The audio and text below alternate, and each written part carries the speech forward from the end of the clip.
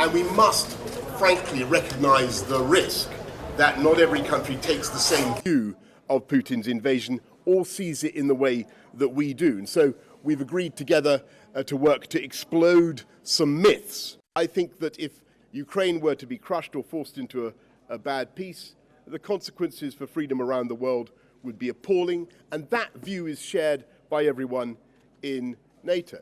If you wanted evidence of the amazing ability of the Ukrainians to fight back, to overcome adversity, and to repel the Russians, then look at what has happened just today on Snake Island, where again Russia has had to cede ground. In the end, it will prove impossible for Putin to hold down a country that will not accept his rule. Countries around the table are also recognizing that they need to spend more. And in our case, that means meeting and being prepared to exceed the target we set for ourselves a decade ago of everybody spending 2% of GDP on defense, the goals that were then set for a very different era. We need to invest for the long term in vital capabilities like future combat air, while simultaneously adapting to a more dangerous and more competitive world. And the logical conclusion of the investments on which we propose to embark, of these decisions, is that we will reach 2.5% of GDP on defense by the end of the decade.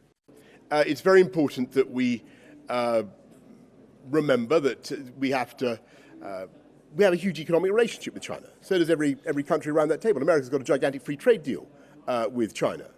But at the same time, we've got to understand that there are areas in which we need to compete, contest, and sometimes challenge what China is up to. And that is clear. And we had a long discussion in the UK, as you'll remember, about Huawei. It was very difficult, it was very painful.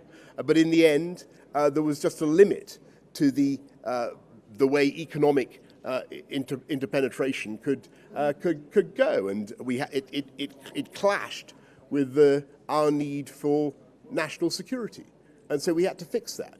And what we're doing around the world is making sure that we have that balance, and that we stand up to China wherever is necessary.